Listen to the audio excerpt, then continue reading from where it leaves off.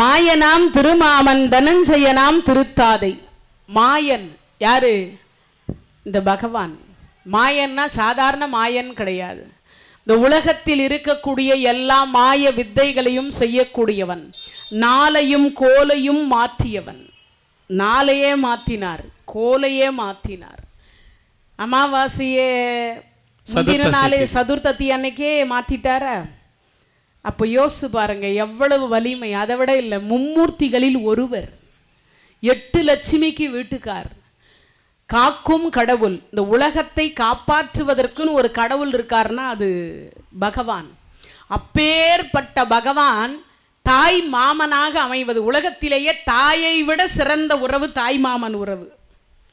தாயை விட இன்றைக்கும் பார்த்தீங்கன்னா அப்பம்மா பேர் சின்ன எழுத்தில் போடுவாங்க ஒரு பத்திரிக்கையில், ஆனால் மாமன் பேரை மட்டும் பெரிய எழுத்தில் போடுவாங்க. அதுக்கு என்ன காரணம்னா, அந்த தாய் மாமனுடைய உறவு என்பது அவன் மடியில் உட்கார வச்சு தான், பெத்த தாயினுடைய மடியில் உட்கார வச்சு, தந்தையினுடைய மடியில் உட்கார வச்சு இந்த காது குத்த மாட்டாங்க. யார் மடியில் உட்கார வச்சு?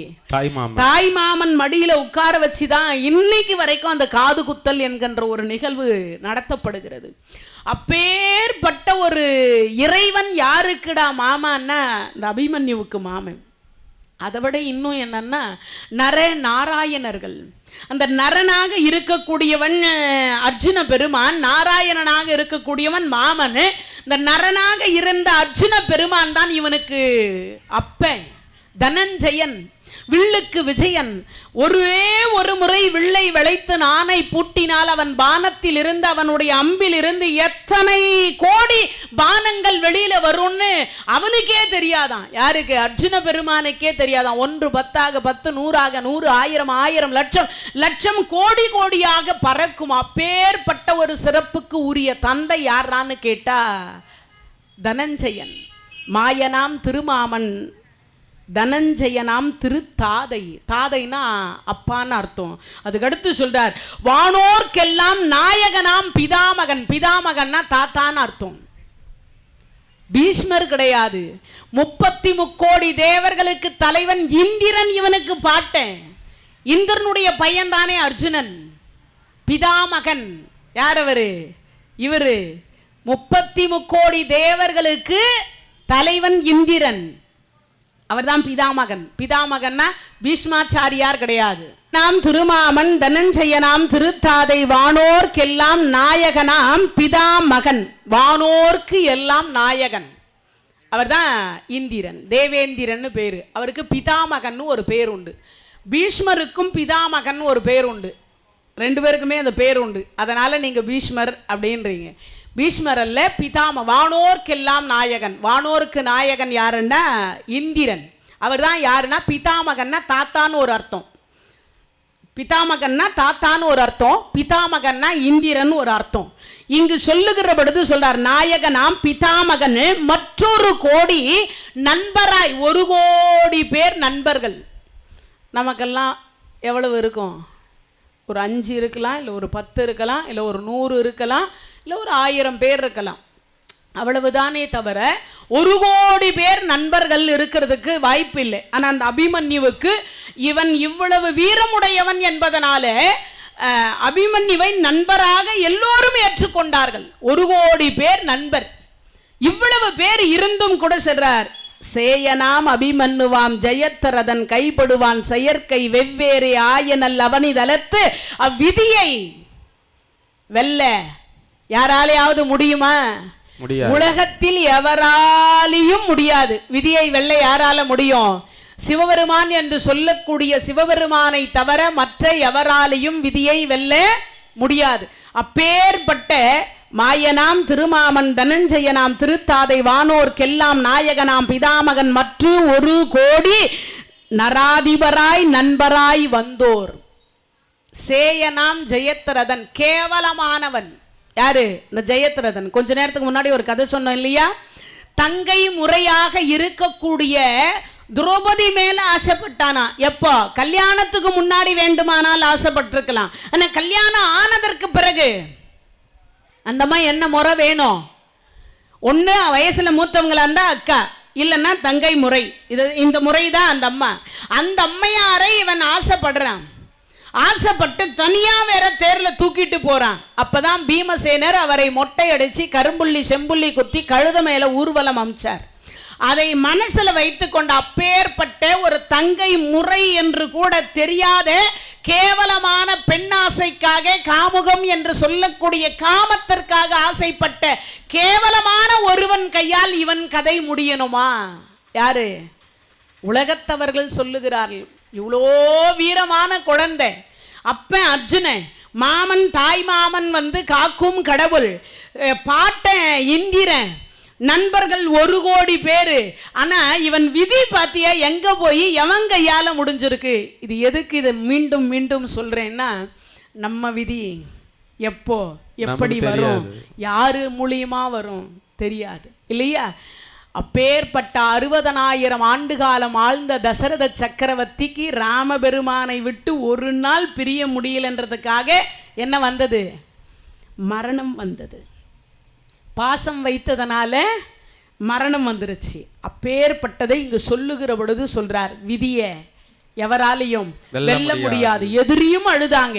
அப்படி எல்லோரும் அழுத பிறகு அங்க சூரியன் அமர்ந்து விட்டது. அப்பதான் பகவான் பார்க்கிறார். என்ன நினைக்கிறார்னா, அப்பா அர்ஜுனா, என்னது சஞ்சத்தர்கள் இடத்துல யுத்தம் செய்தது போதும், திரிகத்தன் இடத்துல யுத்தம் செய்தது போதும், வா நம்ம பாசறைக்கு திரும்பலாம். இங்க அதுக்குள்ள ஓடி போய் தர்மராஜா கிட்ட ஒருத்தர் சொல்லிட்டார், அர்ஜுனன் மகன் அபிமன்யு இறந்து விட்டார். அந்தோ உன்னை கொண்டு நான் நாடாளலாம் என்று இருந்தேனடா. சற்று நேரத்திற்கு முன்னதாக கூட சொன்னியே, பெரியப்பா கவலைப்படாதீங்க, நான் உயிருடன் இருக்கின்ற வரைக்கும் உங்களை யாராலையும் சிறைபிடிக்க முடியாது என்று சொல்லி என்னை சிறைப்படுத்த கூடாது என்று தன் உயிரை விட்டுவிட்டாயா? அழுது அழுது மூச்சித்து விட்டார். அடுத்து பீமசேனர் அழறார். அவருக்கு விஷயம் தெரிஞ்சது. அவர் சொல்றார், பிறந்த தினம் முதலாக பெற்றெடுத்த விடலையினோ, பிறந்த தினம் முதலாக பெற்றெடுத்த விடலையிலோ பீடும் தேசம் சிறந்த தனை என்று உனை கொண்டே திவ்வரைவாவென்றே உலகால சிந்தித்தேன். மறந்தனையோ எங்கனையும் மாலையினால் வலைப்புண்டு மறுவார்வோரில் இறந்தனையோ என் கண்ணே என் உயிரே அபிமாயில் என்று எய்தாயே.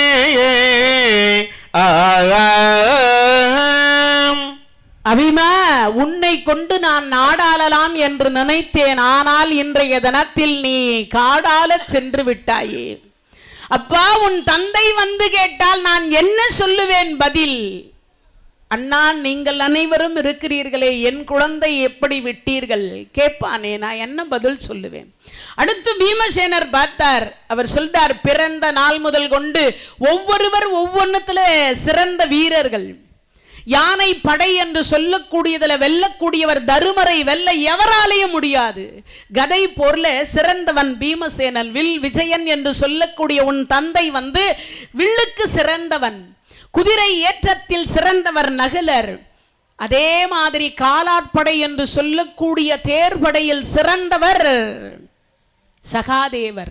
ஆனா இவர்கள் அத்தனை பேரும் ஒவ்வொருத்தனும் ஒவ்வொன்றுத்துல தான் சிறந்தவர்கள். ஆனா இது மொத்தத்தையும் சேர்ந்தவர் யாரான்னு கேட்டா அபிமன்யு. அதை இங்கு சொல்றார். அப்பா, ஒவ்வொருவர் ஒவ்வொன்றுல சிறந்தவராக இருப்போம். ஆனா எல்லாவற்றிலும் என்ன சொல்றார்? வில் எடுத்தால் உனக்கு நிகர் ஆள் இல்லை, கதை எடுத்தால் அதற்கு நிகர் இல்லை, தேர்படையில் அதற்கு நிகர் இல்லை, யானை படையில் அதற்கு நிகர் இல்லை, குதிரை படையில் அதற்கு நிகர் இல்லை. அப்பா, காலான் படையிலும் உனக்கு நிகர் இல்லை. அப்பேற்பட்ட உன்னை பார்க்கிற பொழுது ஒவ்வொரு நாளும் நான் வியந்தேனடா. உன்னுடைய வீரத்தை கண்டு கண்டு கண்டு நான் ஆச்சரியப்பட்டிருக்கிறேன். ஒரே ஒரு நாள் நான் நினைத்தேன், இவனுக்கு இறைவன் நீண்ட ஆயுளை தரணும் என்று நினைத்தேன். ஆனால் ஏனோ அவன் ஆயுளை வைக்காமல் விட்டு விட்டானே. அழுது அழுது மூச்சித்து விட்டார். யாரு? பீமசேனர். எல்லாம் அழுதாச்சு. அழுது முடிச்ச அடுத்த வினாடி பார்த்தார், கதிரவன் மறையுது. கதிரவன் மறையுதங்க. இறைவனுடைய கருணையினாலே அபிமன்யு இறந்த நேரத்தில் பகவானுடைய காதுல போய் வேல் பாய்ந்தது. பகவானுடைய காதுல போய் வேல் பாய்ந்து அடுத்த வினாடி அப்பவே பகவானுக்கு தெரிஞ்சிடுச்சு அபிமன்யு இறந்து விட்டான்று.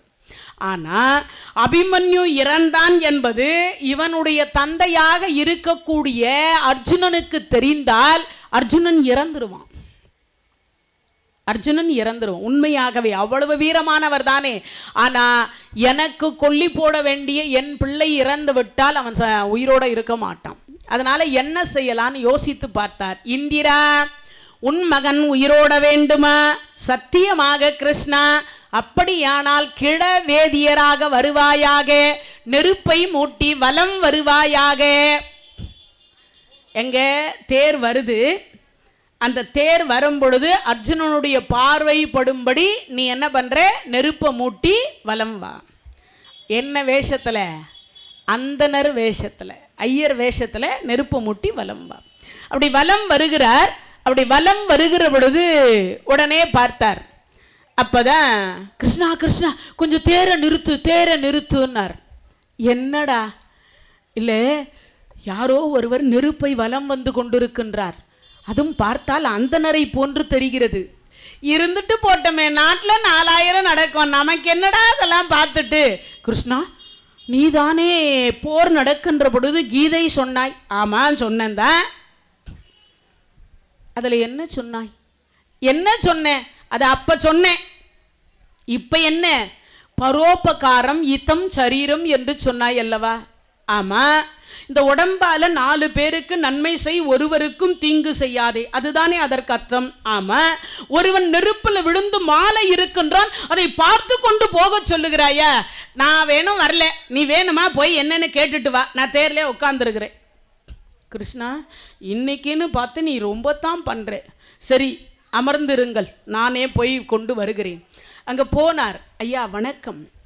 வணக்கம் ஐயா, ஏன் நெருப்பை வலம் வரீங்க? அப்பா, நீ யார்? நான் தருமருக்கும் பீமனுக்கும் இளையோன், நகுல சகாதேவருக்கு மூத்தோன், குந்தி மைந்தன் என்று சொல்லுவார்கள். என் பெயர் காண்டீபன். ஓ, மகாபாரத யுத்தம் நடந்து கொண்டிருக்கின்றதே, பாண்டவர்களில் ஒருவன் அர்ஜுனன் தானே? ஆமாம். ஆமாம், நெருப்பை ஏன் வலம் வந்து கொண்டிருக்கிறீர்கள்? நெருப்பை ஒன்றுமில்லையப்பா, எனக்கு ஒரே ஒரு மகன், ஒரே ஒரு பிள்ளை. அந்த பிள்ளை நேற்று விதிவசத்தால் இறந்து விட்டான். இன்று அவனுக்கு ஈமக்கிரியை. அவன் எனக்கு ஈமக்கிரியை செய்ய வேண்டியது, நான் அவனுக்கு ஈமக்கிரியை அவனுக்கு கொள்ளி வைத்து இருக்கிறேன். என் பிள்ளை இல்லாத இந்த உலகத்தில் எனக்கு வாழ விருப்பம் இல்லை. அது மட்டும் இல்லை, நான் இறந்தால் எனக்கு யார் கொள்ளி போடுவா? அதனால் அவனோட நெருப்பு முட்டிவிட்டு அதே நெருப்பில் நானும் விழுந்து இறந்து விடலாம் என்று வலம் வந்து கொண்டிருக்கின்றேன். ஐயா, நீங்கள் வேதம் படித்தவர் தானே? ஆமாம். வேதத்தில் என்ன சொல்லி இருக்கின்றது? தற்கொலை செய்து கொண்டால் மீண்டும் மனித பிறவி கிடைக்காது என்று தெரியாத? அரிது அரிது மானிடராய் பிறத்தல் அரிது, கூன் குருடு செவிடு பேடு நீங்கி பிறப்பது அதைவிட அரிது என்று தங்களுக்கு தெரியாதா? எல்லாம் தெரியும் அப்பா. ஆனால் சொல்லுவது எல்லோருக்கும் எளிது, ஆனால் சொல்லிய வண்ணம் செயல், அதுபடி நிற்பது மிகவும் கடினம். அது மட்டும் இல்லை, இருக்கிற சோகத்திலேயே கொடுமையான சோகம் எது தெரியுமா? எது? புத்திர சோகம் அப்பா.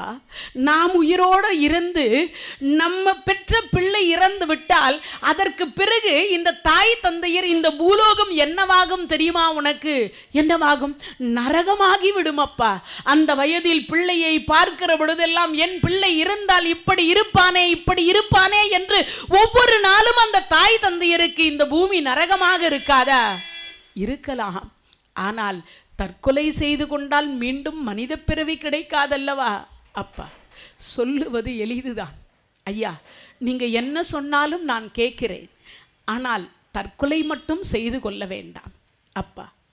இப்போ மகாபாரத யுத்தம் நடந்து கொண்டிருக்கின்றது தானே? ஆமாம், உனக்கு அண்ணனோ தம்பியோ மாமனோ மச்சானோ மகனோ இறந்து விட்டால் நீ இறக்க மாட்டேன் என்று எனக்கு சத்தியம் செய்து கொடு, நானும் இந்த நெருப்பில் விழுந்து இறக்காமல் சென்று விடுகிறேன். எடுத்த உடனே மகனேன்னு அவர் கேட்கல. ஏன்? மறைமுகமாக கேட்டார். என்னன்னு?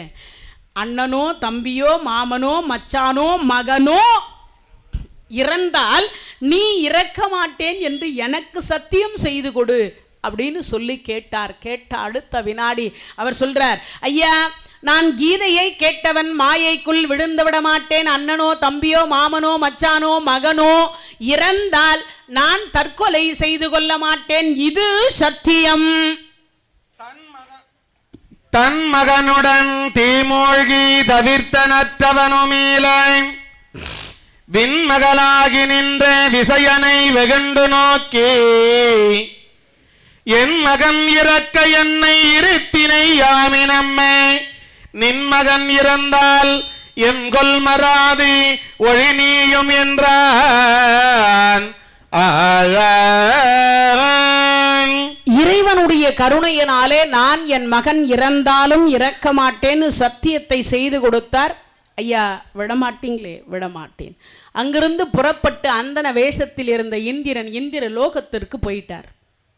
அர்ஜுன பெருமான் தேருக்கு போனார். போன உடனே கிருஷ்ணர் கேட்டார், என்ன நடந்ததுன்னார். யாரோ ஒரு அந்தனர் அவருடைய மகன் இறந்து விட்டாராம், அவருக்கு ஈமக்கிரியை செய்வதற்கு மகன் இல்லை என்று அவர் தற்கொலை செய்து கொள்ள முயற்சித்தார். நீ என்ன பண்ண? சத்தியம் செய்து அவர் உயிரை காப்பாற்றி இருக்கிறேன். என்ன சத்தியம் செய்தாய்? அண்ணனோ தம்பியோ மாமனோ மச்சானோ மகனோ இறந்தால் நான் இறக்க மாட்டேன் என்று கேட்டார். அதே மாதிரி நானும் இறக்க மாட்டேன் என்று சொல்லி சத்தியம் செய்து கொடுத்து விட்டு வந்துவிட்டேன். அர்ஜுனா, என்ன நடக்கும் என்று தெரியாமலேயே சத்தியத்தை செய்து கொடுத்திருக்கிறாய். என்ன நடக்க போகிறது கிருஷ்ணா? ஒரு உயிரை காப்பாற்றி இருக்கிறேன் அல்லவா? ஆமாம், ஒரு உயிரை காப்பாற்றி இருக்கின்றாய். அதற்கு போகிற பொழுது அவருக்கு அப்பதான் கண்ணு துடிக்குது, தோல் துடிக்குது, இதெல்லாம் துடிக்குது. துடிச்ச அடுத்த வினாடி பார்க்குறார், ஏதோ அபசகுணமாக எனக்கு எல்லாம் துடிக்கிறது, என் உடம்பெல்லாம் என்னென்னமோ பண்ணுகிறது, என் இதயம் ஏனோ ரொம்ப கனமாக இருக்கிற மாதிரி தெரிகிறது, எனக்கு என்னமோ பண்ணுகிறது கிருஷ்ணா. யாருக்காவது ஏதாவது நடந்திருக்குமா? அதெல்லாம் ஒன்றும் நடந்திருக்காது, பாசறைக்கு சென்றால் தான் தெரியும் அப்படின்னு சொல்லி அங்கே உள்ளே நுழைகிறார். அப்படி நுழைந்த அடுத்த வினாடி பார்க்கிறார், அங்கு அபிமன்யு இறந்த செய்தி. அதாவது தருமர் பீமசேனர் இவங்களுக்கு இடையில யார் இருப்பாங்கன்னா அவர் இருப்பார்.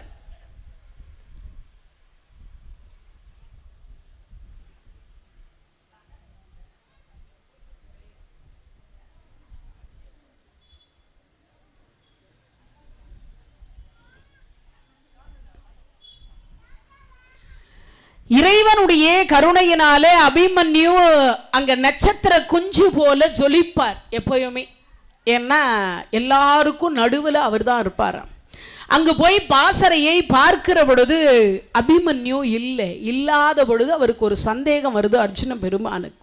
அந்த சந்தேகத்தை பார்த்த உடனே பேரொளி எங்கு பார்த்தாலும் அமைதியா இருக்கிறத பார்த்த உடனே, கிருஷ்ணா என்னமோ நடந்திருக்கு. அந்த பாசறையில் எப்பயும் பக்கத்தில் உட்கார்ந்து இருக்கக்கூடிய அபிமன்யு இல்லை, கிருஷ்ணா என்னமோ நடந்திருக்கின்றது, ஏன் இவ்வளவு அமைதியாக இருக்கிறார்கள்? பகவான் பார்த்தார், அதெல்லாம் ஒன்றும் இல்லை, நீ வா. அப்போதான் அங்கே அபிமன்யுவினுடைய சிம்மாசனம் காலியாக இருக்கு. எல்லாரும் அமர்ந்திருக்கிறாங்க, ஆனால் அபிமன்யுவினுடைய சிம்மாசனம் காலியாக இருக்கு. அப்போ சொல்கிறார், கிருஷ்ணா என் மகன் உயிருடன் இல்லை. அர்ஜுனா, எப்படி தெரியும் உனக்கு? கிருஷ்ணா, என் மகன் உயிருடன் இருந்திருப்பானே, ஆனால் இந்நேரம் என்னை எதிர்கொண்டு அழைக்காமல் இருந்திருக்க மாட்டான். கிருஷ்ணா, என் மகன் உயிருடன் இல்லை. எப்படி தெரியும் உனக்கு? கிருஷ்ணா, மீண்டும் கேட்கிறேன், என் பிள்ளை எங்கே? அப்பதான் தர்மண்ணா, எங்கே என் மகன் அபிமன்யு?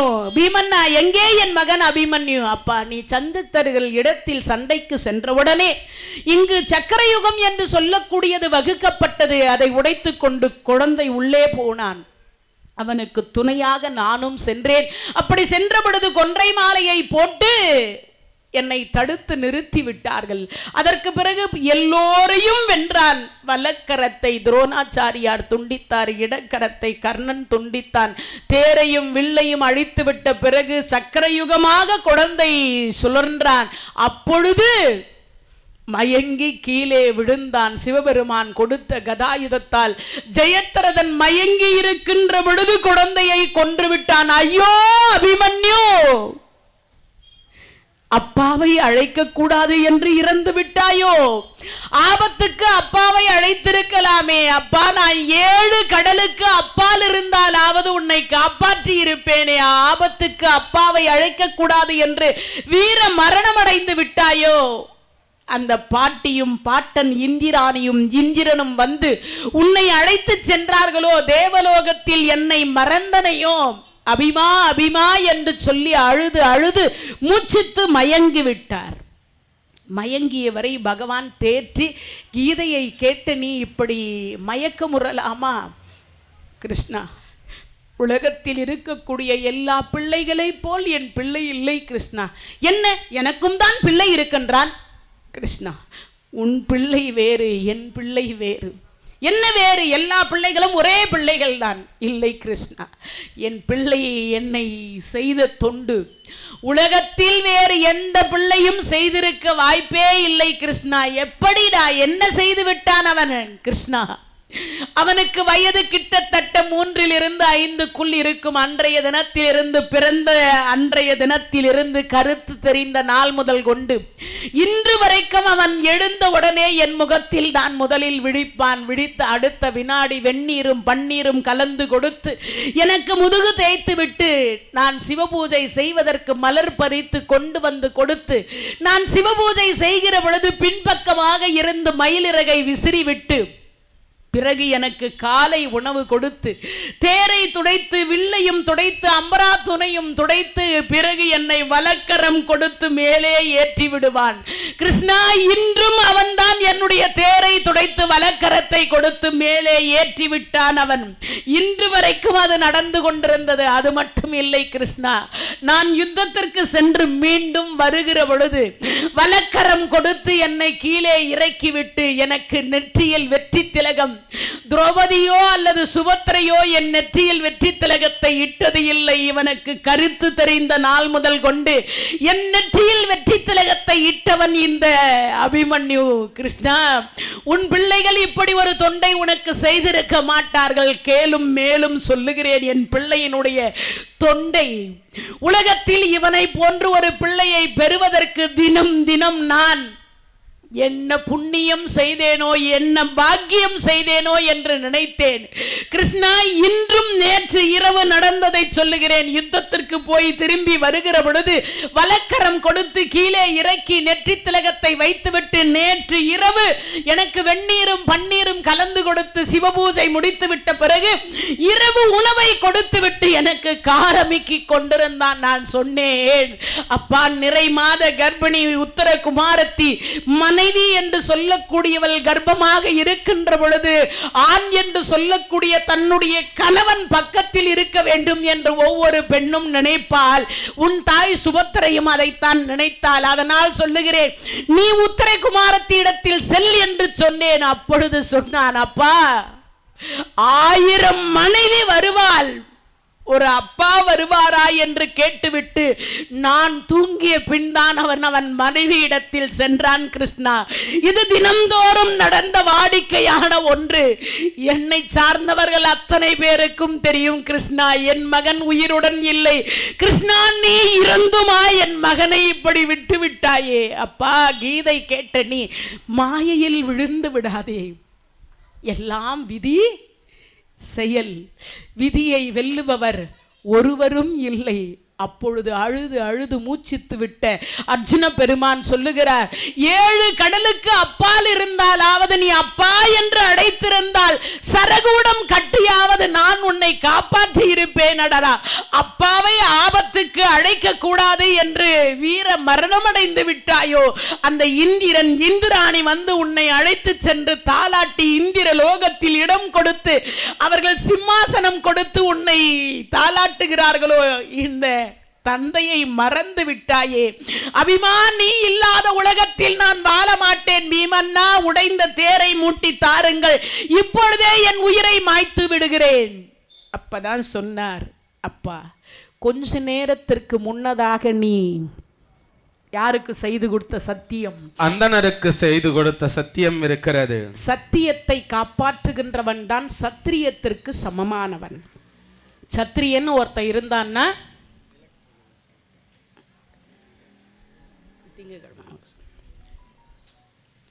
அப்பதான் என்ன சொல்றாரா, சத்தியத்தை சத்திரியர்கள் காப்பாற்றணும். ஒரு அரசனாக இருந்தா சத்தியம் பண்ணி கொடுத்திருந்தாருன்னா அந்த சத்தியத்தை கண்டிப்பா காப்பாற்றணும். அப்படி இல்லைன்னா அவர்கள் சத்திரியர்கள் இல்லை. சத்தியத்தை காப்பாற்றுகிறவர்கள் சத்திரியர்கள். மகப்பறிவு தேரல் அரிது அன்றே ஆற்றை அரிது ஆதலின் அர்ஜுனன் அரற்ற மாற்றறிய பேரழல் வளர்த்தியனவல்லே ஏற்றது உணராதுள்ளது இளவலது உரைத்தான். தேர் மூட்டி கொடுங்கள், அதாவது தேரை நீங்கள் நெருப்பு மூட்டி கொடுங்கள், விழுந்து இறக்கின்றேன்னு சொல்லும் பொழுது பகவான் சொன்னார், அப்பா, அந்தணருக்கு செய்து கொடுத்த சத்தியத்தை காப்பாற்றணும். உலகத்திலே கீதையே கேட்டவராக இருந்தாலும் கூட சோகத்திலேயே கொடுமையான சோகம் புத்திர சோகம். புத்திர சோகம் அது அவ்வளவு எளிதா யாராலையும் அந்த சோகத்தை வெல்லவே முடியாதான். ஏன்னு கேட்டா, இந்த உயிர் வாழ்வது யாருக்காக? தம்முடைய மகன் மகளுக்காக, பிள்ளைகளுக்காக. இந்த உயிர் கல்யாணம்னு ஒன்று ஆயிடுச்சுன்னா, ஒரு குழந்தைன்னு ஒன்று பிறந்துருச்சுன்னா, இந்த கடவுள்கிட்ட போய் எல்லா தாயும் தந்தையும் என்ன கேட்பாங்க? நான் நல்லா இருக்கணும்னு எந்த தாயும் கேட்க மாட்டா, எந்த தந்தையும் கேட்க மாட்டார். என்ன கேட்பாங்க? என் பிள்ளை நல்லா இருக்கணும், மருமகன் நல்லா இருக்கணும், பேர பிள்ளைகள் நல்லா இருக்கணும், பேத்தி நல்லா இருக்கணும், இதை தான் கேட்பாங்க. எல்லா தாய் தந்தையருக்கும் உயிர் எங்கே இருக்குன்னா தன் பிள்ளைகள் பேரில் தான் உயிர்.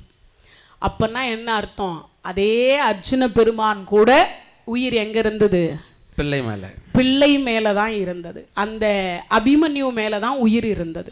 அப்போ தான் சொல்கிறார், நாளைய தினத்தில் என்னுடைய பிள்ளை என்று சொல்லக்கூடிய, அதாவது நாளைய தினத்தில் என் பிள்ளையை கொன்ற அந்த ஜெயத்ரதன் என்று சொல்லக்கூடிய சிந்துபதியாகிய ஜெயத்ரதனை தேரு உந்து அமரில் நாளை பதியாகிய ஜெயத்ரதனை தேரு உந்து அமரில் நாளை உறும் ஏறு என உற்றான் அந்தி படும் அவ்வளவில் ஆவி கலைவயமன்றோ வெந்தழலில் வீவன் இது வேதமொழி என்றான். இறைவனுடைய கருணையினாலே நாளைய தினத்தில் சிந்துபதி என்று சொல்லக்கூடிய ஜெயத்ரதனை நாளை உந்து அமரில் உறும் ஏறு, அதாவது இந்த சூரிய பகவான் போய் அஸ்தமனம் ஆவதற்குள்ள அவரை கொல்லாவிட்டால் உலகத்தில் இருக்கக்கூடிய எந்த நரகம் இருக்கின்றதோ அந்த நரகத்திற்கு நான் போவேன். உலகத்திலே என்ன நரகம் இருக்கோ அதுக்கு போவேன். அது மட்டும் இல்லை, நாளை சூரியன் அஸ்தமிப்பதற்குள்ள சிந்துபதியினுடைய அந்த ஜெயத்ரதனை, என் மகனை கொன்றவனை நான் கொல்லாவிட்டால் நெருப்பில் விழுந்து நான் மாண்டு போவேன்.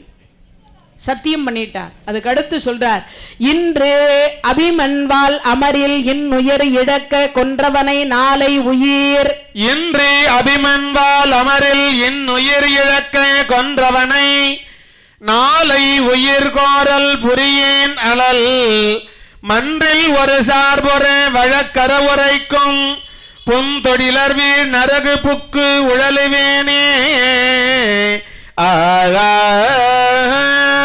இன்று என் மகனை கொன்ற அந்த ஜெயத்ரதனை கொல்லாவிட்டால் நாளை நீதிமன்றத்தில் நடுநிலை தவறி தீர்ப்பு உரைக்கக்கூடிய நீதி தவறுகின்றவன் எந்த நரகத்திற்கு செல்லுவானோ அந்த நரகத்திற்கு நான் செல்லுவேன்.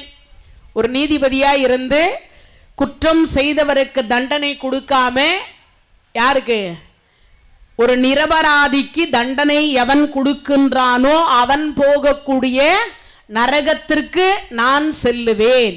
அப்படின்றார். அதுக்கு அடுத்து சொல்றார், மோது அமரில் என் மகன் முடித்தலை துணித்த, மோது அமரில் என் மகன் முடித்தலை துணித்த பாதகனை நான் எதிர்படம் பொருதிலேன் தாதையுடனே மொழி காதனர் பிதற்றும் பேதை மகன் எய்துனரை பெற்றுடைவானே. நாளைய தினத்தில் என் மகனை கொன்ற அந்த ஜெயத்ரதனை கொல்லாவிட்டால் தந்தை சொல் கேளாதவன் எந்த நரகத்திற்கு செல்லுவானோ. தாயில் சிறந்த கோயிலும் இல்லை, தந்தை சொல் மிக்க மந்திரம் இல்லை, தகப்பன் சொல்லை எவன் ஒருவன் கேட்கலையோ அவனுக்கு நரகம் வரும். கண்டிப்பா வருமா? நான் சொல்லல, இங்கு அர்ஜுன பெருமான் சொல்றார். அப்படியே அதனாலதான் தந்தை சொல் மிக்க மந்திரம் இல்லை. ஏன்னா தந்தை தவறான வழி சொல்லி கொடுக்க மாட்டாராம்.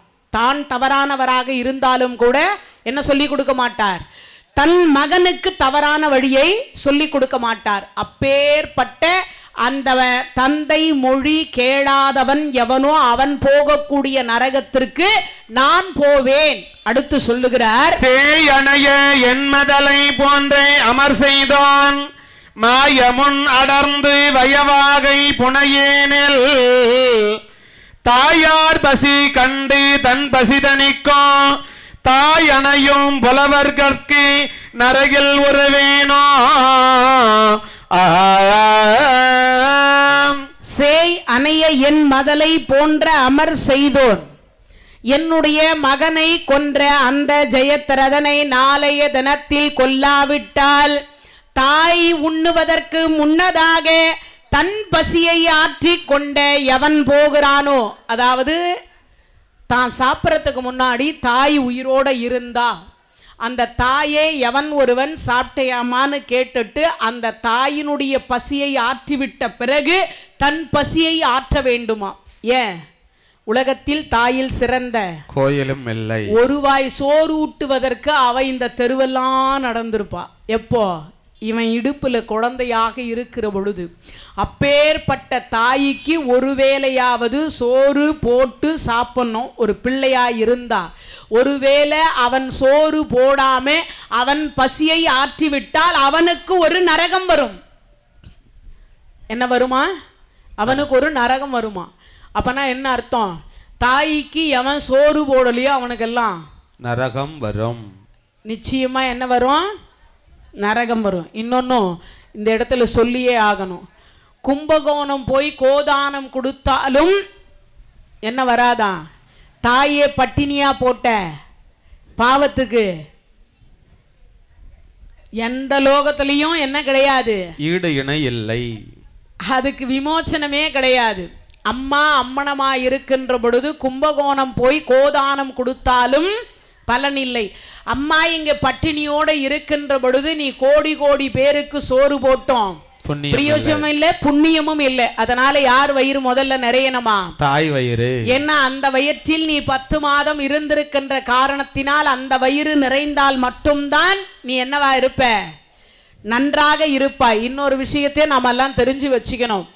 தாயினுடைய வாழ்த்து கிடைக்காம நீ கோடி கோடி கோயிலுக்கு செலவு செய்தாலும் என்ன பலன் இல்லை, கோயில் கட்டினாலும் பலன் இல்லை, கும்பாபிஷேகம் பண்ணாலும் பலன் கிடையாது. ஏன்னா அதனாலதான் சொன்னாங்க தாயில் சிறந்த கோயிலும் இல்லை அப்படின்னாங்க. இன்னொன்னு, நீ காசிக்கே போனாலும் சரி, ராமேஸ்வரத்துக்கே போனாலும் சரி, இல்லை இருக்கக்கூடிய உலகத்தில் இருக்கக்கூடிய எந்த கோயிலுக்கு போனாலும் சரி, அம்மா என்று சொல்லக்கூடியவள் மனம் என்று சொல்லக்கூடியது நோகாமல் இருந்தால் மட்டும்தான் உன்னுடைய வாழ்க்கை என்று சொல்லக்கூடியது பிரகாசமாக இருக்கும். அவள் ஒரு முறை மனம் நொந்தாள் என்றால் நீ பிரகாசமாக இருப்பதற்கு என்ன இல்லை, வாய்ப்பே இல்லை என்பது அர்த்தம். அதனால தாய் வயிறெறிய வாழா ஒரு காலம். தாய் வயிறு எறிஞ்சா பிள்ளைங்க என்ன பண்ணுவாங்க? வாழ மாட்டாங்கன்னு அர்த்தம். அந்த தாயை திருப்திப்படுத்தணும்னு அர்த்தம். அதை சொல்லுகிறார். வஞ்சனையில் என் மகனை எஞ்ச முன்னு, வஞ்சனையில் என் மகனை எஞ்சமுல் மலைத்தோன் நெஞ்சம் எரியுண்ண அமர்ந்தோன் பொருதியிலே நல்லேன் தஞ்சன அடைந்தவர் தமர்க்கு இடர் நினைக்கும் நஞ்சு அணைய பாதகர் நடக்க முந்தரி சேர்வேனன்றோ ஆக கொன்றை மாலையை வீசி என் மகனை வஞ்சரையால் கொன்ற ஜெயத்ரதனை போர்க்களத்தில் நேருக்கு நேர் நின்று அவனை நான் கொல்லாவிட்டால் அவர் சொல்லுகிற பொழுது என்ன சொல்றார்? தஞ்சம் என்று எவர் ஒருவர் அடைக்கலம் வந்து நம்ம ஏதோ ஒரு பிரச்சனை, நான் உங்கள் வீட்டில் வந்து தஞ்சம் அடைக்கிறேன், ஒரு 4 நாள் தங்கிட்டு போகிறேன்னு மனம் நொந்து எவர் ஒருவர் வருவாரோ அவருக்கு அடைக்கலம் கொடுத்து அவரை காட்டி கொடுப்பாங்க தெரியுமா? அவன் போகின்ற நரகத்திற்கு நான் போகிறேன்றார். இப்படி பல நரகத்தை அவர் சொல்லுகிறார். அப்படி சொல்லிவிட்ட பிறகு அவர் அழுது அழுது மூச்சித்து விட்டார். தருமருக்கு கண்ணபிரான் ஆறுதல் சொல்லுகிறார். ஆறுதல் சொல்லி முடிச்ச அடுத்த வினாடி பார்த்தார், இப்ப இருக்கக்கூடிய ஆயுதத்தை வைத்து அர்ஜுன பெருமானால ஜெயத்ரதனை கொல்ல முடியாது. அப்படி கொல்ல முடியாத காரணத்தினால என்ன பண்றாரா, அர்ஜுன பெருமானை பகவான் வந்து இங்கிருந்து அழைத்து செல்லுகிறார். எங்க பூமியிலிருந்து திரு கைலாயத்திற்கு அழைத்து செல்லுகிறார். அப்படி அழைத்து செல்லுகிற பொழுது வழியிலே இவர் ரொம்ப என்ன காலையிலிருந்து யுத்தம் வந்தும் ஒன்றும் சாப்பிடல. ஒரு பக்கம் மகன் இழந்த சோகம், அதனால பசி ஒரு பக்கம் இருக்கு. அவர் மயக்கமுற்று இருக்கிறார். அதனால் அவரை எழுப்பி சொல்கிறார், அப்பா நீ கருட பகவானை அழைத்து தான் கருட பகவான் மேலே தான் போகிறாங்க. அப்படி போன உடனே சொல்கிறார், அப்பா எதையாவது சாப்பிடு. யார் சொல்கிறது? பகவான் சொல்கிறார், ஏதாவது கொஞ்சம் சாப்பிடு. அப்போது அதுக்கு சொல்கிறார், கிருஷ்ணா எனக்கு ஒன்றும் வேண்டாம், நான் சிவ பூஜை பண்ணாமல் சாப்பிட மாட்டேன். என்னையே சிவனாக நினைத்து பூஜை செய்ய, என்னையே சிவனாக நினைத்து பூஜை செய்ய. கிருஷ்ணா அது எப்படி செய்ய முடியும்? அவர் சிவபெருமான், நீங்கள் பெருமாள், எப்படி செய்ய முடியும்? செய்துதான் பாரேன், சிவனாக நினைத்து பூஜை செய்யேன். உடனே என்ன பண்ணார்?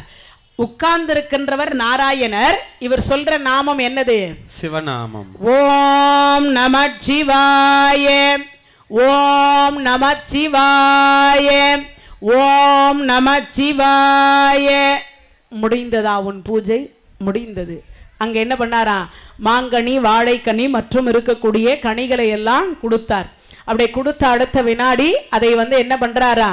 சாப்பிட்டு முடிச்சார். சாப்பிட்டுட்டு கண்ணபிரவான் சிவபெருமானாக எண்ணி பூஜை முடிச்சிட்டது. அங்கே காய் கனியை கொடுத்து முடிச்ச உடனே சாப்பிட்டுட்டு கருட பகவான் மேலே இங்கிருந்து புறப்படுறாங்க. அப்படி புறப்பட்டு நேரா திருக்கைலை மலை அப்படின்னு சொல்லக்கூடிய கைலாயத்திற்கு செல்லுகிறார்கள். அப்படி கைலாயத்திற்கு சென்ற உடனே அங்கு பகவானை கண்டு சிவபெருமான் பார்க்கிறார். அவரை வரவேற்பு கொடுக்கிறார். கிருஷ்ணரே, இந்த நேரத்தில் இங்கு என்ன செய்கிறீர்கள்னார். சர்க்கரையே சாப்பிடக்கூடாது, பாயாசம். அதை விட பாருங்க, அழுது நிற்கும் போது பாயாசம் கொடுக்குறாங்க. சந்தோஷமா சாப்பிடணும். ஏன்னா அது முடிஞ்சு 5000 வருஷம் ஆச்சு. எது முடிஞ்சு? பாரதம் முடிஞ்சு. பாரதம் முடிஞ்சு. அதனால போனவங்க போயிட்டாங்க. ஆண்டாண்டு காலம் அழுது புரண்டாலும் மண்டார் வருவாரோ. அதனால நீங்க பாயாசம் குடிச்சு மனத்தை தேர்த்திக்குங்கன்றாங்க. வேற ஒன்றும் இல்லை.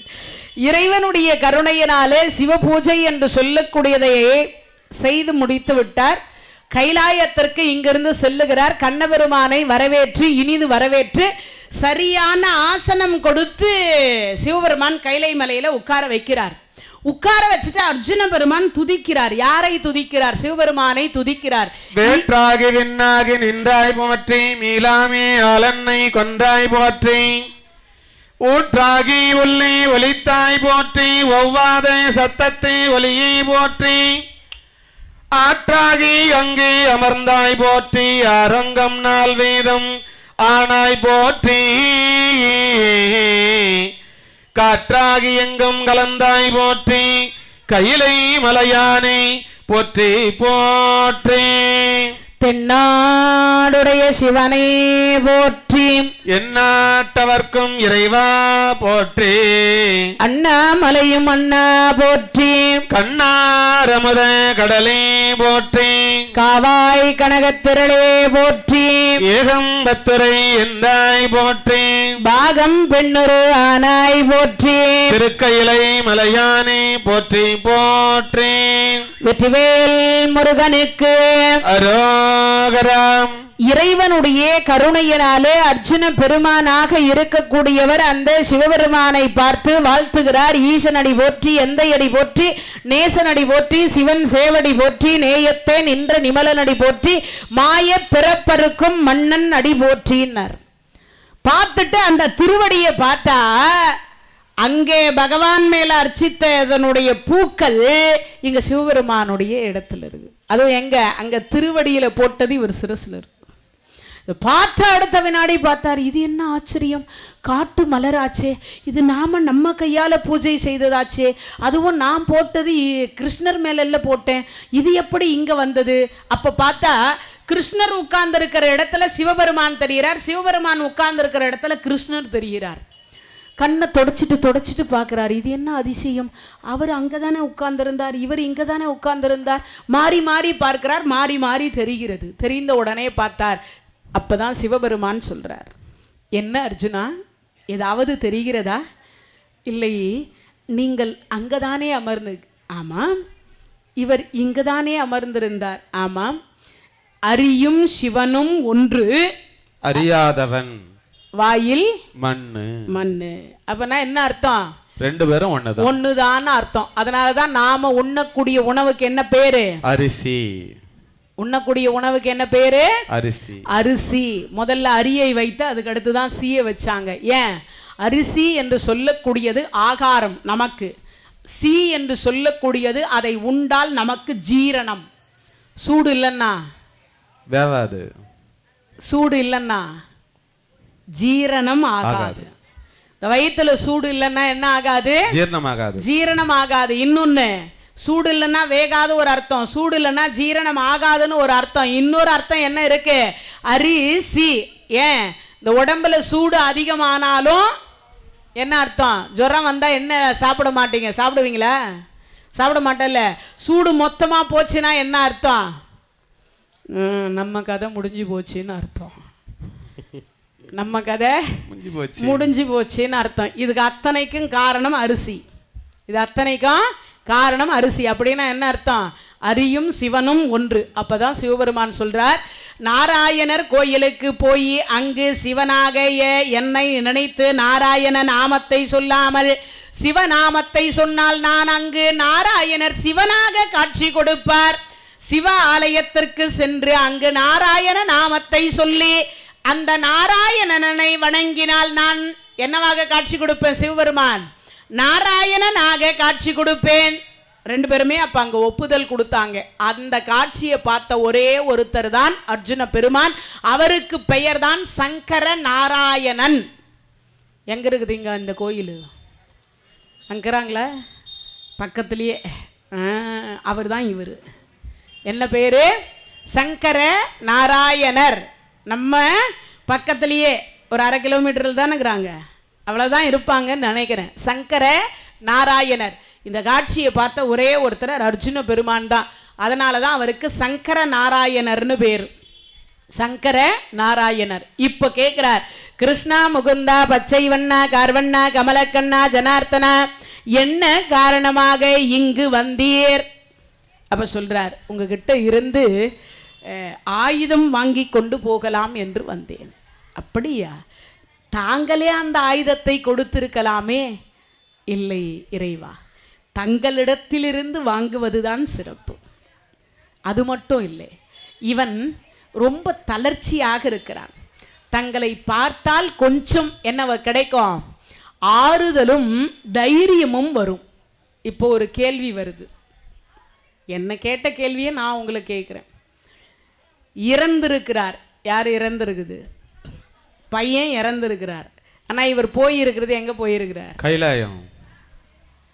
இப்போ ஒரு கேள்வி வருது எல்லார் மனசுலையும், என்னன்னு, இறந்து விட்ட பிறகு கோயிலுக்கு போகலாமா? போகலாம். 1 வருஷம் போகக்கூடாதுன்னு சொல்கிறாங்களே, ஏன் போகக்கூடாதுன்னு சொன்னாங்கன்னா, அடுத்த திதி வருகின்ற வரைக்கும் நம்ம மனசுக்குள்ள அவர்கள் இறந்து விட்ட வேதனை இருக்கும். ஒரு இறைவனை போய் வேதனையோடு பார்க்கக்கூடாது என்பதற்காகவும் நீ என் கூட இவ்வளவு நாள் இருந்தவரை என்னிடத்திலிருந்து அழைத்து கொண்டாயேன்னு மனம் நொந்து என்ன பேசுவோம், அந்த இறைவனை வணங்குவோம். அப்படி நொந்து வணங்கினால் நமக்கு என்ன கிடைக்காது, பலன் இருக்காது இல்லையா? ஒரு இறைவனை எப்படி பார்க்கணும், ஏதோ ஒரு துன்பம், ஒரு வயிற்று வலின்னா போய் கேட்கலாம். பிறப்பு இறப்பு இரண்டும் சமமானது, எல்லாருக்கும், மனிதர்களுக்கு பொதுவானது. அப்போ அப்படிப்பட்ட பொதுவான விஷயத்திற்கு அழுதுகிட்டே போய் சில பேர் என்ன பண்ணுவாங்க, உனக்கு கண்ணு தெரியுதா, உனக்கு இதயம் இருக்குதா கேட்குறாங்களா இல்லையா? உண்டா இல்லையா? உண்டு தானே.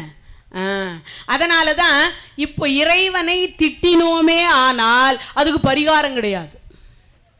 இறைவனை திட்டினா அதுக்கு என்ன கிடையாது, பரிகாரம். தெய்வத்தை இகழ்ந்து செரு கடைந்தேனோ, நான் சொல்லல, வள்ளலார் சுவாமிகள் மனுமுறை கண்ட வாசகத்தில் 44 வகையான பாவத்தை சுட்டி காட்டுகிற பொழுது கடைசி பாவமாக அதை தான் சொல்றார். என்னென்ன, நல்லோர் மனதை நடுங்க செய்தேனோன்னு அதில் சொல்லிக்கினே வரும் பொழுது கடைசியாக தெய்வத்தை இகழ்ந்து செரு கடைந்தேனோ அப்படின்னு சொல்வார். அதனால தெய்வத்தை இகழ்ச்சி பண்ணால் அதுக்கு விமோச்சனம் கிடையாது. மீண்டும் ஒரு பிறவி எடுத்து, அதுக்கு மீண்டும் ஒரு பிறவி எடுத்து, மீண்டும் மீண்டும் பிறவி எடுத்து அந்த பாவத்தை போக்கிக்கிட்டே இருக்கணும். பிறவியை தவிர வேற ஒன்றும் கிடைக்காது, பிறவியை தவிர வேற ஒன்றும் கிடைக்காது. அதுவும் மனுஷ பிறவியாக மட்டும்தான் கிடைக்கணும்லாம் சொல்லிக்க முடியாது. நாயா, பேயா, கழுதியா, குதிரையா, காலில் மிதிப்படுகிற எதையாவது பிறப்போம், என்ன பிறப்போன்னு நமக்கே தெரியாது. அதனால் அப்படி ஒரு பிறவியெல்லாம் வேண்டான்றதுனால தான் என்ன பண்ணார், தெய்வத்தை இகழக்கூடாது. ஆனால் இவன் கீதையை கேட்டவன் அர்ஜுனன், அதனால் இறைவனை போய் அங்கு நோகலை. என்ன பண்ணுறார், ஆயுதம் பெறுவதற்காக. ஏன்னா ஜெயத்ரதன் சிவபெருமானை வேண்டி தவம் இருந்தவன். அந்த சிவபெருமானுடைய ஆசீர்வாதம் இருந்தால் மட்டும்தான் ஜெயத்ரதனை கொல்ல முடியும். யாரால? அர்ஜுன பெருமானால. அதனால தான் அவர் ஆசீர்வாதத்தை பெறுவதற்காகவும் அங்கிருந்து என்ன பண்ணாரா, அவர்கிட்ட சில ஆயுதம் பெறுவதற்காகவும் அழைத்து சென்றார். அப்படி சொல்லி முடிச்ச உடனே சிவபெருமான் கண்ணபெருமானை பாராட்டுகிறார். பாராட்டி முடிச்சு அடுத்த வினாடி பார்த்தார், அங்கு ஒரு பொய்கை இருந்தது. அந்த பொய்கையில போய் நீராடு அர்ஜுனா என்று சொன்னார். நீராடிய உடனே அதில் ஒரு முனிவர் வந்தார். அந்த முனிவர் ஒரு மந்திரத்தை சொல்லி கொடுக்கிறார். ஒரு நாகம் வருகிறது. அந்த நாகத்தினுடைய வாயிலிருந்து ஒரு வில்லும் ஒரு அம்பும் வருகிறது. அதை பெற்றுக்கொண்டு விடக்கூடிய முறை எப்படி என்று சொல்லி கொடுத்தார். திரும்ப பெறக்கூடிய முறை என்ன என்பதையும் சொல்லி கொடுத்தார். ஏன்னு கேட்டா, ஒரு அஸ்திரம் இருக்கின்றது என்றால் அதை விடுவதற்கும் தெரிஞ்சுக்கணும், அதை பெறுவதற்கும் தெரிஞ்சுக்கணும். ஏன்னு கேட்டா, ஒரு ஆயுதத்தினால உயிர் போகலாம். அப்படி அந்த உயிர் போகிற பொழுது அவர் நல்லவராக இருந்தால் விட்டவர் மீண்டும் அந்த ஆயுதத்தை என்ன பண்ணலாம், திரும்ப பெற்று கொள்ளலாம். ஏன்னு கேட்டா, ஒரு ஆயுதத்தினால உலகத்தையே என்ன பண்ண முடியும், அழிக்க முடியும். அதனால தான் திரும்ப பெறக்கூடிய மந்திரத்தையும் சொல்லி கொடுத்தாங்க. அப்படி சொல்லி கொடுத்த அடுத்த வினாடி பார்த்தார், அர்ஜுன பெருமானுக்கும் பகவான் எம்பெருமான் கிருஷ்ணருக்கும் ஆசீர்வாதத்தை கொடுத்து விட்டு, நீங்கள் இருக்கின்ற வரைக்கும் பாண்டவர்களை யாராலையும் எப்பொழுதும் என்ன செய்ய முடியாது, ஒன்றும் செய்ய முடியாது. தர்மத்தின் வாழ்வு தன்னை சூது கவ்வும், இறுதியில் தர்மம் வெல்ல வேண்டும் என்று இறைவன் ஆசீர்வாதம் பண்ணி அனுப்பி வைத்தார். கைலை மலையிலிருந்து திரும்புறாங்க. திரும்பி அடுத்த வினாடி பார்த்தீங்கன்னா, தர்மராஜாவை போன்று உலகத்தில் ஒரு தர்மராஜர் பார்க்கவே முடியாது, யாரையுமே பார்க்க முடியாது. இங்க அர்ஜுன பெருமான் சபதம் செய்தார் இல்லையா, நாளைய தினத்தில் ஜெயத்ரதனை கொல்லாவிட்டால் நான் நரகம் புகுவேன், ஒன்று, இன்னொன்று எரி புகுவேன்னு சொல்லியிருக்கார். என்ன பண்றார், தேரை உடைஞ்ச தேரெல்லாம் எடுத்து நெருப்பு மூட்டி கொடுத்தா அந்த நெருப்பில் விழுந்து இறந்து விடுவேன்ற ஒரு சபதத்தை பண்ணியிருக்கார். உடனே பார்த்தார், நமக்கு தங்கச்சி இல்லை. தர்மருக்கு தங்கச்சி இருக்கிறாங்களா இல்லையா? தர்மருக்கு தங்கச்சி இருக்கிறாங்களா இல்லையா? இருக்கிறாங்க தானே, இருக்கிறாங்களா இல்லையா? சொல்லுங்க, இருக்கிறாங்கன்னு சொல்லுங்க. நீங்க இருக்காங்களா இல்லையான்னு சொன்னீங்கன்னா நான் பதில் சொல்லுவேன், இல்லைன்னா நான் கதைக்கு போயிடுவேன். இருக்கிறாங்க தானே. யார் அவங்க? கதை கேட்டிருக்காரு. கதை கேட்கறது பெரிய விஷயம் இல்லை, கதையில் என்னென்ன நுட்பங்கள் இருக்கு என்பது. சங்கோதை அம்மன் போத்தராஜாவை தூக்குறீங்களே, அந்த போத்தராஜாவினுடைய மனைவி பெயர் சங்கோதை அம்மன். மாத்ராதேவிக்கும் பாண்டுவுக்கும் பிறந்தவள், சங்குல பிறந்தவள். குப்பத்தில் இருக்கக்கூடிய மீனவர்களுக்கு 99% சங்கோதை அம்மன் தான் குலதெய்வமாக இருப்பார்கள். என்ன அம்மன்? சங்கோதை அம்மன். உங்களுக்கு எல்லாம் கிட்ட சங்கோதை அம்மன் கோயில் பார்க்கணும்னா அட்ரஸ் மட்டும் நோட் பண்ணி வச்சுக்கோங்க. தாம்பரம் போகிறீங்க இல்லையா, தாம்பரம் போகும்போது செம்பாக்கத்தில் இறங்கி பஸ் ஸ்டாண்ட்லேருந்து ஒரு நடந்து போகிற ஒரு 100 மீட்டர் தொலைவில் போனீங்கன்னா சங்கோதை அம்மன் ஆலயம் இருக்கின்றது. அங்கே பஸ் ஸ்டாண்டில் கேட்டிங்கனாவே சொல்லுவாங்க. செம்பாக்கத்தில், இந்த செம்பாக்கம் இல்லை, திருப்போரூர் செம்பாக்கம் இல்லை, கேம்ப் ரோடுக்கு முன்னாடி வரக்கூடிய செம்பாக்கத்தில் அங்கே சங்கோதை அம்மன் கோயிலுக்கு போகணுன்னு கேளுங்க. நடந்து போகிற தொலைவு தான், நீங்கள் தாராளமாக போய் பார்க்கலாம். சங்கினாலேயே கட்டப்பட்டிருக்கக்கூடிய கோயில். எதனை? சங்கினாலேயே கட்டப்பட்டிருக்கக்கூடிய கோயில். சங்கோதை அம்மனும் போத்தராஜாவும் தான் உள்ள கருவறையில் இருப்பாங்க. அப்பேற்பட்ட கோயில். திரௌபதி அம்மனுக்கு நாத்தனார், திரௌபதி அம்மனுக்கு நாத்தனார். அதனால தர்மராஜாவுக்கு தங்கச்சி இருக்காங்களா இல்லையா? இருக்காங்க. ஆனா தர்மராஜாவுக்கு பிறகுதான் தெரியும், முதல்ல தெரியாது. அதனால நமக்கு தங்கைன்னா என்ன, துரியோதனுக்கு தங்கைனா என்ன? 2 பேருக்கும் ஒண்ணுதானே. தங்கையினுடைய கணவராயிற்றே இந்த ஜெயத்ரதன். அதனால அவனை கொன்று விட்டால் தங்கை வெள்ளப்புடவை கட்ட வேண்டியது இருக்குமேன்னு என்ன பண்ணிட்டார்? இரவோடு இரவாக தூது அனுப்புறார். யார? கடோத்கஜனை தூது அனுப்புறார். என்ன சொல்லி அனுப்புறாரா?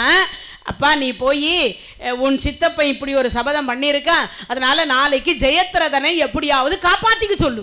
தருமருக்கு ரொம்ப இலகிய மனசுமா. தம்பி நெருப்புல விழுந்து செத்தாலும் பரவாயில்ல, தம்பி நரகத்துக்கு போனாலும் பரவாயில்ல, ஆனா நான் தர்ம நெறிய விட்டு கீழே விலக மாட்டேன். நாமெல்லாம் இருப்போம் அப்படி. சுட்டு போட்டா கூட வராது. சுட்டு போட்டா இல்ல, 7 ஜென்மம் எடுத்தாலும் என்ன பண்ண மாட்டோம், அதெல்லாம் செய்ய மாட்டோம். அதனால தான் முதல்ல அவர் சொல்லிட்டார், குற்றம் பார்க்கில் சுற்றம் இல்லை. ஏன்னா அவனும் ஒரு தங்கச்சி வீட்டுக்காரர், அவனும் உறவு முறை. அதனால் அவனையும் இங்கு விட மனசில்லை, இவரையும் இங்கு விட மனசு இல்லை. ஏன்னு கேட்டால், சொல்லுவது என்னுடைய வேலை, காப்பாற்றுறதும் காப்பாற்றாமல் போகிறதும் அது அவங்களுடைய வேலை. இன்னொன்று, தர்மம் எந்த பக்கம் இருக்கிறதோ அது இறைவன் காப்பாற்ற வேண்டிய வேலை. தர்மம் யார் பக்கம் இருக்கோ அந்த தர்மம் ஜெயிப்பதை காப்பாற்றக்கூடிய வலிமை யார்கிட்ட இருக்குன்னா ஆண்டவன் இடத்துல இருக்குது. என் தம்பி பக்கம் தர்மம் இருக்குமே ஆனால் அவன் வெற்றி பெறுவான், அவர்கள் பக்கம் தர்மம் இருக்குமே ஆனால் அவர்கள் வெற்றி பெறுவார்கள். இதான் விஷயமே. அதனால தான் நடுநிலையாக இருக்கக்கூடியவருக்கு என்ன பேரு? தர்ம ராஜான்னு பேர். என்ன ராஜா? இன்னைக்கும் ஒருவர் இறந்து விட்டால் வழியில் தூக்கி கொண்டு போகும்போது என்ன சொல்லுவாங்க? தர்மராஜா போகிறார், மிடிச்ச பில்லு வாடாது, என்ன கேட்டாலும் இல்லைன்னு சொல்ல மாட்டார், சொல்லுவாங்களா? அதே ஒரு மாதிரியானவர் போனா, ஐயோ இந்த தெருவே இனிமேல் நிம்மதியாக இருக்கும். துரியோதனம் போகிறான், என்ன சொல்லுவாங்க? துரியோதனன் போகிறான் அப்படின்னு தான் சொல்லுவாங்க. அதனால தான் இங்கே சொல்லுகிற பொழுது சொல்கிறார், கடோத்கஜனை தூது விட்டார். கடோத்கஜனாக இருக்கக்கூடியவன் அங்கே போய் காவலர்கள் என்று சொல்லக்கூடியவர்களிடத்துல போய் சொல்லுகிறார். அதாவது சொல்லுகிற பொழுது சொல்றார், நாளைய தினத்தில் நீங்கள் வஞ்சனையாக என்னுடைய தம்பியை கொன்று விட்டீர்கள், அதனால என்னுடைய சித்தப்பா ஒரு சபதம் செய்திருக்கிறார், நாளைய தினத்துல ஜெயத்ரத மாமாவை கொல்லாவிட்டால் நெருப்புல விழுந்து இறந்து போகணும், எத்தனை கோடி நரகம் இருக்கோ அத்தனை கோடி நரகத்துக்கு போறேன்னு சொல்லியிருக்கார். அதனால எங்க பெரியப்பா சொல்லியிருக்கிறார், எப்படியாவது நாளைய தினத்துல ஜெயத்ரதனை காப்பாற்றி கொள்ளுங்கள் அப்படின்னு சொல்லி அனுப்பிச்சுகிறார். இதோட நிறுத்தி இருக்கணுமா? இவங்க எல்லாரும் என்ன பண்ணாங்க, அவனை நடுவில் நிற்க வச்சுட்டு இவங்க எல்லாம் கைத்தட்டி, அடடே அரக்கி மகனா நீ, என்னது அரக்கி மகனா நீ, பிணம் தின்னக்கூடியவனா நீ வந்தெல்லாம் எங்களுக்கு தூது சொல்லி அறிவுரை சொல்லிட்டு போகிற அளவுக்கு ஆயிடுச்சின்னா, இடும்பன் மருமகனே நீ எல்லாம் சொல்ற அளவுக்கு நாங்கள் ஆகிவிட்டோம். உடனே பார்த்தார், இவர் சும்மா இருப்பாரா? நம்ம வந்த வேலையை நம்ம கொஞ்சம் எதை மனசில் இருக்கிறத சொல்லுவோம். அதுக்கு அவர் என்ன பதில் சொல்கிறாருன்னா, எங்கள் அரக்க குலம் மனிதர்களை கொன்று தின்னக்கூடிய குலம். என்ன குலம்? மனிதர்களை கொன்று தின்னக்கூடிய குலம், பிணம் தின்னக்கூடிய குலம் தான் நாங்க இல்லைன்னு சொல்லல. ஆனா உங்க மனித குலம் இருக்கு தெரியுமா? நான் லிஸ்ட் சொல்றேன் பார்த்துக்க, கேட்டுக்க. தூங்கும் பொழுது பாம்பை விடுற குலம் எங்க குலம் கிடையாது. யாரு? தூங்கும் போது பாம்பை விடுற குலம் எங்க குலம் கிடையாது. எது? எங்க அரக்க ஜாதியில கிடையாது, உங்க மனித ஜாதியில. அது மட்டும் இல்லை, தூங்கின்னு இருக்கவன கட்டுக்கொடியால கட்டி கொண்டு போய் எங்க கங்கையில போடுற குளம் எங்க குளம் கிடையாது. குளிக்கிற இடத்துல சூலாயுதம் என்கின்ற கூரூசியை நட்டு வச்சுட்டு அதுல குதிக்க வைக்கிற குளம் எங்க அரக்க ஜாதியில கிடையாது, உங்க மனித ஜாதியில உண்டு. அது மட்டும் இல்ல, உண்ணுகின்ற உணவுல விஷம் வைக்கிற ஜாதி உங்க மனித ஜாதி, ஆனா எங்க அரக்க ஜாதியில அது கிடையவே கிடையாது. அதை விட இன்னும் கொடுமை என்ன தெரியுமா? குடியிருக்கிற வீட்டுக்கு கொல்லி வைக்கிற ஜாதி எது தெரியுமா? உங்க மனித ஜாதி. எங்க அரக்க ஜாதியில அதெல்லாம் கிடையாது. அதை விட இன்னும் ஒரு படி மேல போய் இன்னொரு கொடுமை நடந்தது, அதை சொல்லட்டுமா? இந்த மனித குலத்துக்கே கேவலமான ஒன்று அது தெரியுமா? 13,60,000 அரசர்கள் இருக்கின்ற பொழுது பட்ட பகல்ல நட்ட நடு சபையில ஒரு பெண்ணை கொண்டு போய் நிக்க வைத்து ஒருவன் இழுக்க சொல்ல ஒருவன் இழுத்தான். கேவலமான உங்க மனித ஜாதியில மட்டுமே நடக்கும், எங்க அரக்க ஜாதியில இதெல்லாம் கிடையாதுன்னா. ஒருத்தனும் வாயை திறக்க முடியும்? வாயை கொடுத்து புண்ணாக்கிக்கிட்டானுங்க எல்லாம். வாய் சும்மா இருந்திருக்கணும். ஒழுங்கா சொல்லிட்டு அவன் தூதுக்கு வந்துட்டு அவன் ஒழுங்கா போயிட்டு இருப்பான். அவனை சும்மா இல்லாம சீண்டி விட்டதனால அவன் என்ன பண்ணிட்டான்?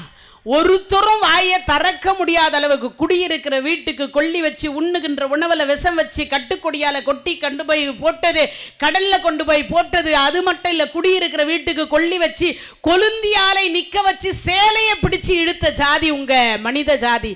இந்த மாதிரி கேவலமான விஷயத்தை எங்க அரக்க ஜாதியில பண்ண மாட்டோம். மனிதர்களை நேருக்கு நேர் நின்று யுத்தம் செய்து கொன்று வேண்டுமானால் திம்பமே தவிர இப்படி எல்லாம் தின்ன மாட்டோம்னு சொல்லிட்டு அவன் போயிட்டான். சொல்லிட்டு அவர் புறப்பட்ட அடுத்த வினாடி பார்த்தாங்க, கர்ணன் சொல்றான், நாளைய தினத்தில் நிச்சயமாக நான் காப்பாற்றுவேன். யார? ஜெயத்ரதனை அப்படின்னாங்க. ஜெயத்ரதன் சொன்னான், என்ன ஆளை விடுங்களேன், நான் ஊருக்கு போறேன். யாருன்னா யாரோடனா சண்டை போட்டுக்கோங்க, என் உயிர் இருந்தால் தான் என் பொண்டாட்டி பிள்ளைக்கு நல்லது, என்னை விட்டுருங்களேன்னா. ஆனால் யாருக்குமே தெரியாமல் துரியோதனம் பார்த்தா இரவோடு இரவாக கிட்டத்தட்ட சுரங்கப்பாதை அமைச்சிட்டான். அந்த சுரங்கப்பாதைக்கு நடுவில் கொண்டு போய் ஜெயத்ரதனை நிற்க வச்சுட்டான். அதற்கு காவலர்கள் என்று சொல்லக்கூடியதை வச்சுட்டான். எக்காரணத்தை கொண்டும் நான் அழைக்காம எக்காரணத்தை கொண்டும் நீ வெளியில் வரவே கூடாது. அது மட்டும் இல்லை, என்னை தவிர இங்கே யாருக்குமே என்ன தெரியாது, நீ இங்கே தான் இருக்கேன்னு யாருக்குமே தெரியாது, யாருக்குமே தெரியாது. இதை சொல்லிட்டு என்ன பண்ணிட்டான்? கூடவே இருந்த கர்ணனுக்கும் தெரியாது, சகுனி மாமனுக்கும் தெரியாது. எல்லா விஷயத்தையும் சகுனியை சேர்ந்து தான் பண்ணான். ஆனால் என்ன தெரியாது, சகுனிக்கு கூட இந்த விஷயம் தெரியவே தெரியாது. ஆனால் பண்ணி முடிச்சிட்டான். முடிச்சதுக்கு அப்புறம் பார்த்தார், அப்போதான் பொழுது விடியுது.